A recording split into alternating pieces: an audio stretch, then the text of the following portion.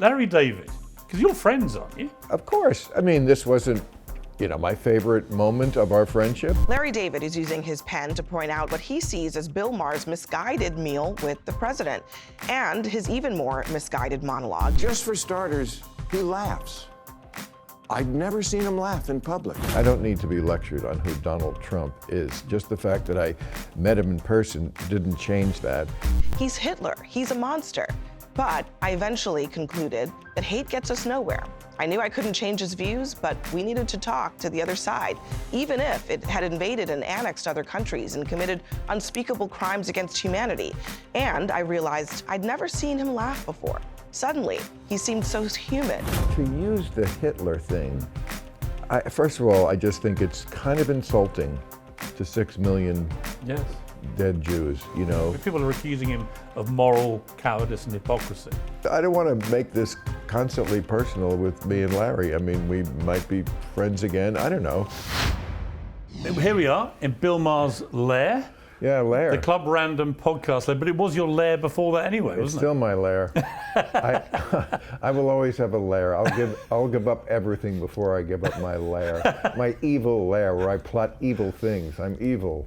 I'm told that very famous people come here because they want to party in private, and this is the most safe place, safe space for celebrities who want to misbehave. Is that true? That's so true. I mean, what happens at Club Random probably is still spilled on the floor, and I mean that of everything. No, this was always the party house before it was the. I feel like I have the party house. A wonderful part. I mean, to do a podcast has really been. I mean, you were here. Yeah. How much fun is that? Just to get high and drunk with somebody. I was one of your first guests on the podcast. Yes, even if you're not participating, and I don't really get drunk, but it's the only drinks I allow myself in the week.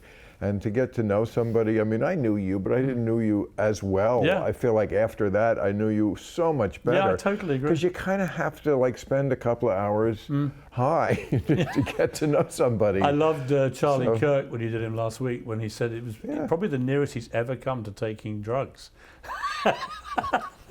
Well, he is religious, and that is a drug. Very religious. Well, I was going to ask you about that because there's so much happening. The Pope has died. How do you actually feel about that? Do you have any feelings about it? You were raised a Catholic, and around the age of 13, you kind of gave that up. You discovered your mother was Jewish. Your father, I think, stopped taking you to church because he didn't like what they were doing in various issues. I think in terms of birth control and stuff like that. So that was your upbringing. Did you feel anything when the Pope died? Do you feel any feelings about that kind of thing as a former Catholic? You're triggering me right now. I'm still processing it, Piers, and I hate that you did this to me on camera, and I have to go through my grief. No, I mean, we were talking in our meeting today about what should we talk about it on the show on Friday, and I said, I think it's, first of all, look, I know there are 1 billion Catholics, and many of them do care, but I am one. Oh, okay, great. Just to, FYI. No, I'm glad you threw that marker down, bro. It's just more interesting to me who the next cross-dresser is going to be. I mean, this guy was, a mixed record, I think we would say. Did he move the needle a little forward on liberalizing the church? I mean, you mentioned my father. By the way, for the people listening and might think, oh, he found out his mother was Jewish, then he quit the church. Nothing to do with each other. No. Just that around that same time, I was about to receive my first communion. First communion I did, my, confirmation. And that's why I don't have a middle name, because I never did it, because my father did pull out of the church at that time, just because he did not like the politics of Pope Paul. He loved Pope John, who was the liberal pope, and liberalized a lot of things in the church. And my father, a good democratic liberal, it was a period after the Kennedy assassination. The country was in a cynical mood. And, my father loved Kennedy and he loved the Pope. And, for an Irish Catholic, that was a great time. And then Pope Paul came in and, he was kind of old school. And I think we went back to, turning our back on the congregation during the Mass, all that kind of stuff that Pope John was good at getting rid of. You know, I think the folk Masses started then, you know, a little more hip, you know, and to the people.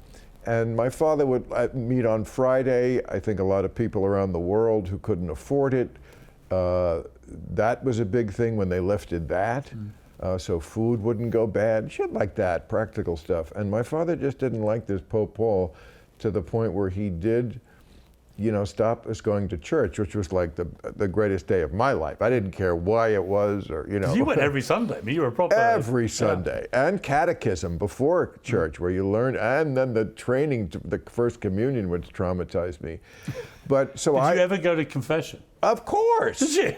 Of course you went to, how could you, my heart was beating out of my body. First of all, it's just creepy. It's in this little booth and the guy's sort of on, you kind of can see him opaquely, and you think, you're 7 years old, you think he's got the power to do anything to you, and like you would, what sins could you possibly commit at 7 years old? In your case, I would think that you probably had found a way. I don't know. I was a scared little child. I didn't know. What sins could you do at 7? I don't know. I don't remember. That's a great question. What sins? I would love to find deep in the recesses of my mind, what did I tell the priest? Because I remember thinking, well, I can't go in there empty-handed. That'll look suspicious. So, you know, but I wasn't masturbating. I didn't think about women. Lying, I don't remember even lying, you know. I don't know. But my mother did tell me, after my father died, that up until the end of his life, he was a little conflicted about it.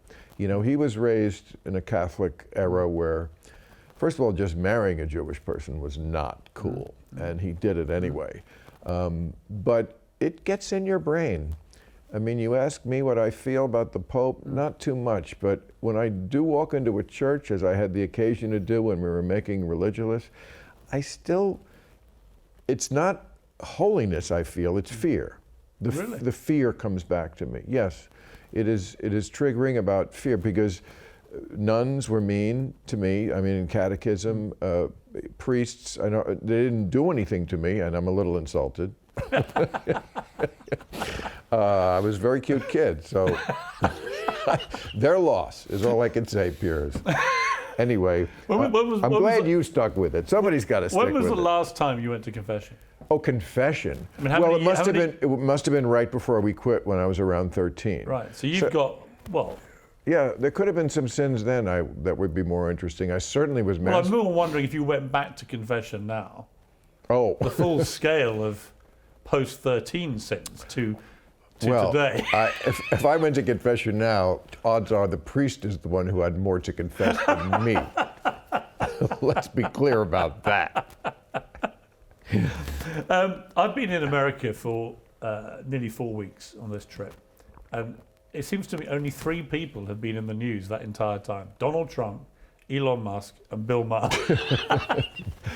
So my first question is, do you like being the story rather than talking about the stories? You know, it comes with the territory. I never try to do that. You know, it's a little more going on in the week, but I've been through it enough that, you know, it's like, it's actually flattering that people really think that I have somehow this importance, which I plainly don't.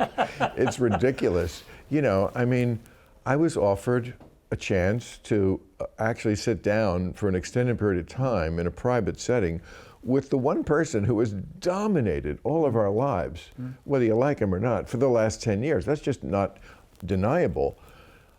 I took it. I can't imagine why anybody wouldn't take it. Just can I see the Trump adopterist up close? I'm going to get to see it, and then you know the only thing that bugs me about it is they don't give me proper credit for it. And then I went back to my day job, tearing him a new asshole, and never stopped before the dinner, never stopped after the dinner, and during, because I said lots of things to him that you would think liberals would love that a guy said right to his face. You didn't win the election, and birtherism was vile, and you know what? you know, I said to him, you're scaring people. Why do you want to scare people so much? So, like, I haven't changed at all. And the fact that it made so many people hysterical, not most people, by the way. I mean, I've certainly heard from zillions, and yeah, it's mostly very positive. But yeah, there are some people, sometimes surprising people. From tariffs to market turmoil, things are looking pretty rough out there. Well, our sponsor, American Hartford Gold, has an answer. There are many new threats to financial stability, a full-blown trade war, a fluctuating stock market, an uncertain bond market, stubborn inflation, and colossal national debt. If you're still relying solely on paper assets, you could be heading straight into the storm. So what is the solution? Well, a simple and tested one is to get out of the chaos and invest in something real. Physical gold and silver. American Hartford Gold is a company you can trust. They've got an A+ rating with the Better Business Bureau and a proven reputation for making the process simple, safe, and smart. You can have gold and silver delivered directly to your doorstep or placed into a gold IRA with major tax advantages. Mention my name, Piers, for up to $15,000 in free silver on your first purchase. Call 866-692-2474 or text Piers, that's P-I-E-R-S, to 65532 or follow the link below. Well, let's talk Larry David, because you're friends, aren't you? Were you friends? Are you friends? Yes, of course. I mean, this wasn't, you know, my favorite moment of our friendship, but, you know, look, I don't want to get in too much into that, but I think the minute you play the Hitler card, that's what I think. You've lost the argument. Yes. And also, I must say, you know, come on, man. Hitler, Nazis, nobody has been harder about and more prescient, I must say, about Donald Trump than me. I don't need to be lectured on who Donald Trump is. Just the fact that I met him in person didn't change that. And the fact that I reported honestly is not a sin either.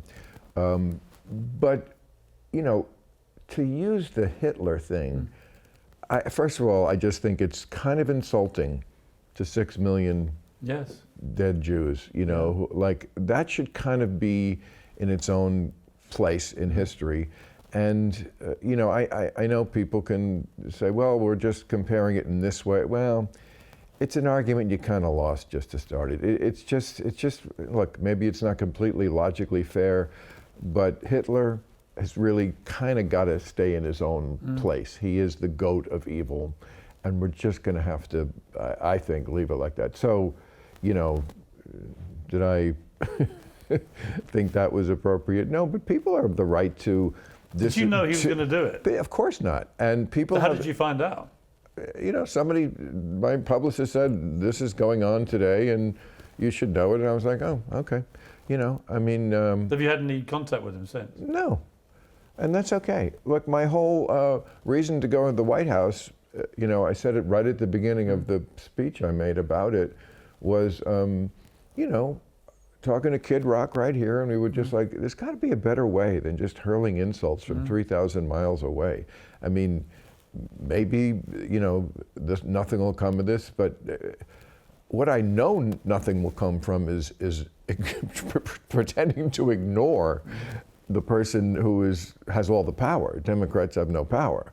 So to think that your method of running out of the room screaming, I'm not talking to you, maybe my thing has a 1% chance of succeeding. Yours definitely has 0. Not 0.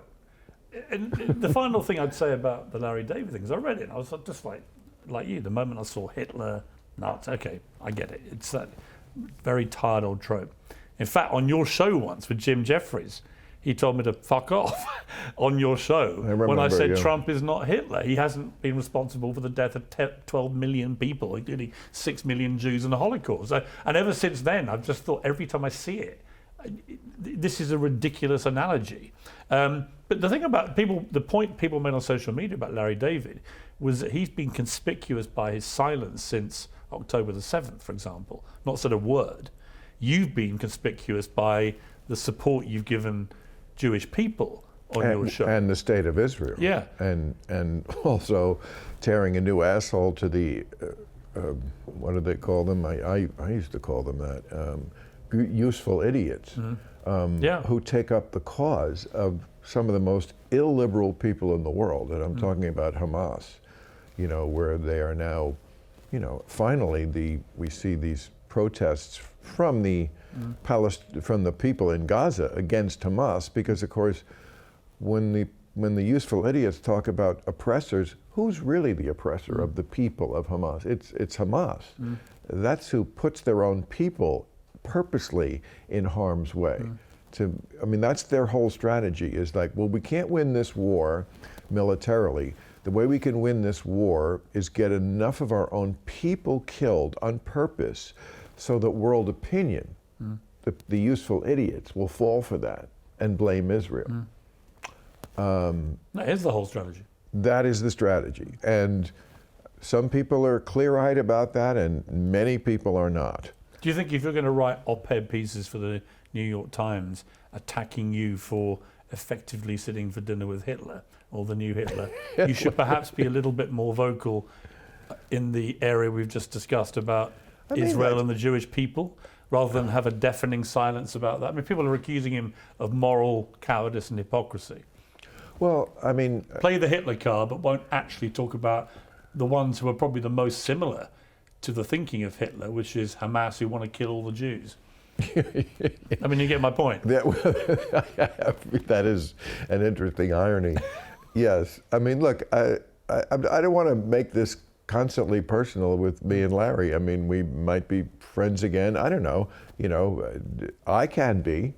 Well, I mean, I can take a shot, and I also can absolutely take it when people disagree with me.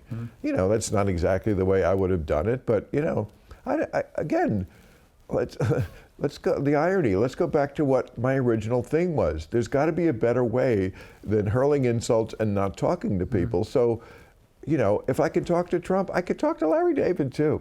I could talk to anybody. I do it right here. I will talk to almost anybody. If he was sitting here now, what would you say to him? I'd say, Piers Morgan kept trying to ask about you, and it got over the top. So I said, so yeah, that's it. Who wouldn't you want to have sitting here? Oh, there are people who are just, pointless, to the Klansmen or, neo-Nazis or things like that, plainly are beyond the pale. There's no argument. The Kardashian? They've been here. Chris has been here. It's a case-by-case basis, but basically, there are one of the problems with the far left is that their ideas of purity are so unrealistic, if nothing else. In a country where, Trump did win 2 elections. Yes. I mean, you just can't write off. I know, I saw it after the election. There was a lot of people who, some I know and some are friends, but their whole attitude was, we're a bad country. That's what it is. We have nothing to be sorry about with the way we ran our election, or it's just, we thought the country was full of good people, and they're actually full of really shitty, horrible people.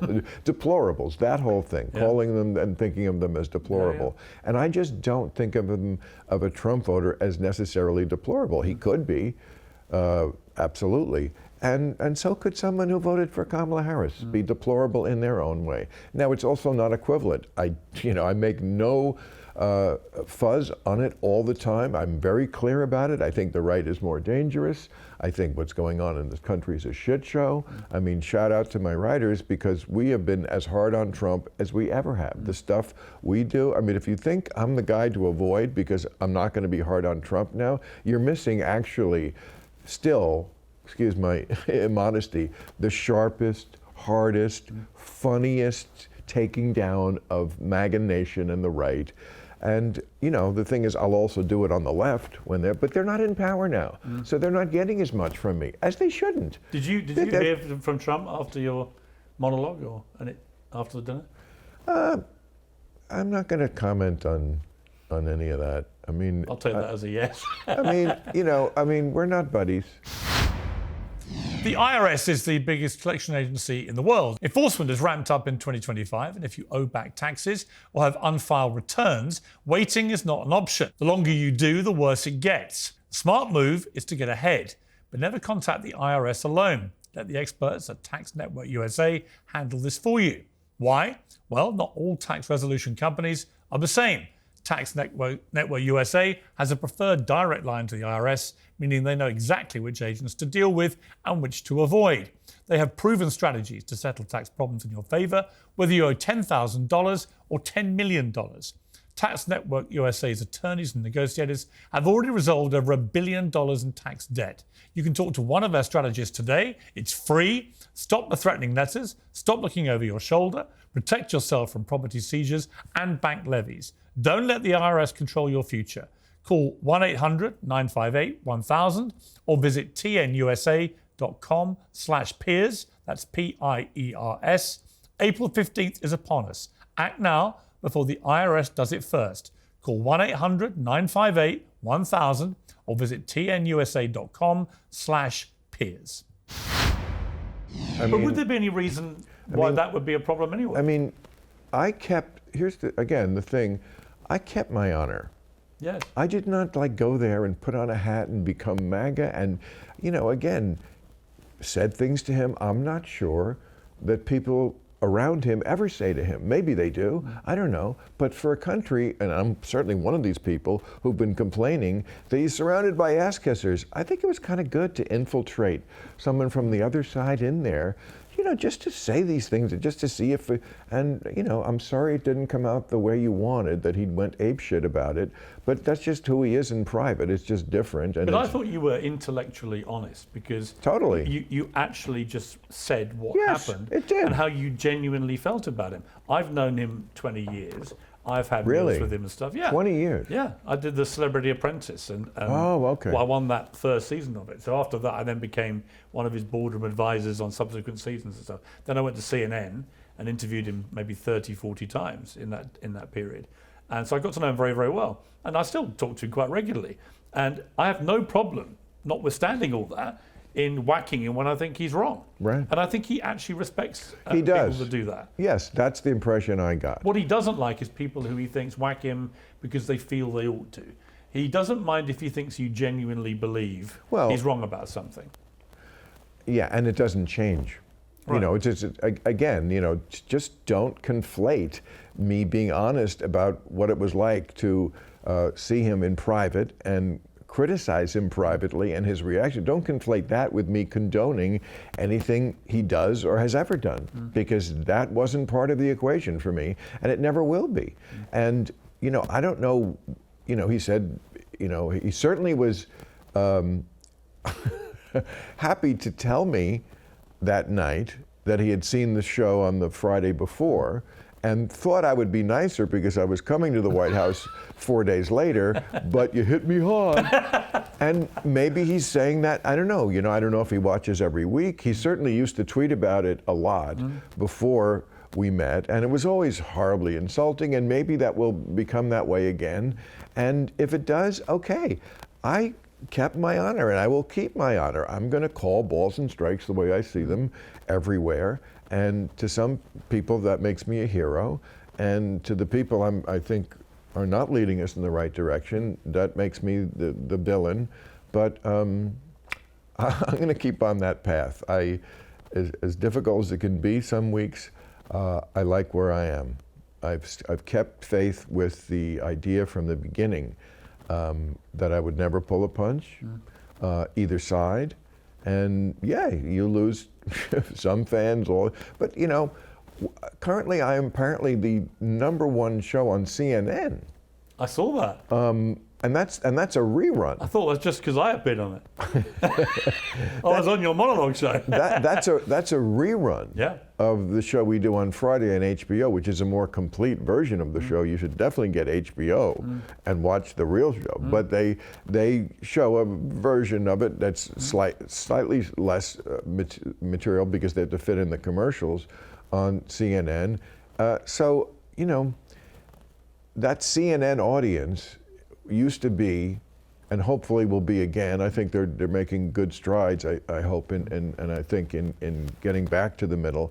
That used to be where the great middle of the country just got its news without, opinion. It wasn't too slighted either way. There was Fox, there was MSNBC, but then if you wanted down the middle, CNN. Well, Ted Turner always said to me when I worked there, he said, never chase the ratings. He said, the ratings will come to you if you're seen to be the impartial one. And I thought there was a lot of merit in that. And I think that the more partisan CNN has been perceived to be, with some good reasons, with some of the hosts they've had, I think that the more they've lost that reputation, well, the more difficult it's been for them. And I must say this about them in that battle. A lot of that they could not help because of who Trump is. How do you stay impartial when he is telling a giant lie? Then you have to say the president just lied, and now you've lost. But I think 35%. Well, I'll tell you, I think they're doing it well now. This guy Scott Jennings, who's sort of broken out at CNN, who's really? the kind of Lonely Scott. Lonely Scott. So he's the sort of lone Republican voice all the time on their panels, but he takes on like 3 or 4 of them, and he gives it full barrels. Often tries to defend the indefensible, but does it very eloquently. And it was interesting what he said about what happened with the Larry David thing, not to labour that point, but just on a general point. He said he thought it was an attempt to stop other people on the left doing the same, that it was actually a sort of passive active intimidation. Well, my question is, okay, where does it end? So a comedian, he's not allowed to talk to Trump. Does that include now senators? Yes. Governors? Because I'm just a comedian. Yes. It's ridiculous. I don't really. But that's where I want to have. What I want to have answered is how far does this go of who it can't talk to Trump? Because again, as I said last week on my show, he's there for almost another 4 years. Yeah. That's a long time to hold your breath.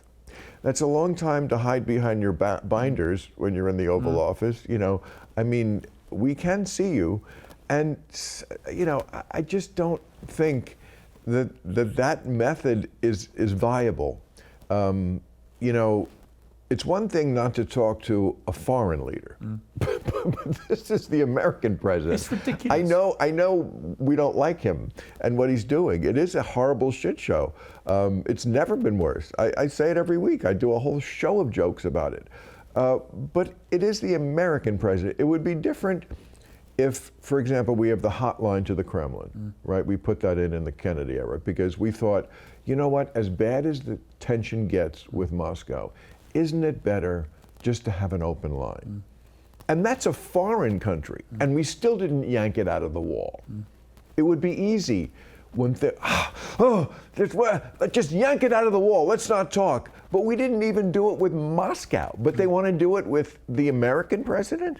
And I know people are saying, he's not my president. Yeah, both sides say that when they lose it. He's not my president. Well, you know what? I'm sorry, precious, but we don't get our own personal president in America. We have elections, and one guy wins, and he legit, I'm sorry, won twice. And by the way, the time he didn't win, I said to his face, you didn't win. Yeah. You'd think a liberal would love that somebody did that to the president.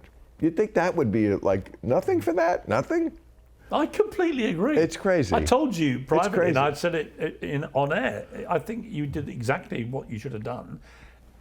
And this idea that you can't is indicative of the mindset, to me, of why the left has got itself into such a problem. And again, especially with Trump, because they don't seem to know how to take him on. Like, what I'm looking for is not someone that just screams at Trump all day and calls him Hitler, but somebody who actually presents a compelling argument to the American people of how it could be different. That is a compelling enough thing where they want to vote for them.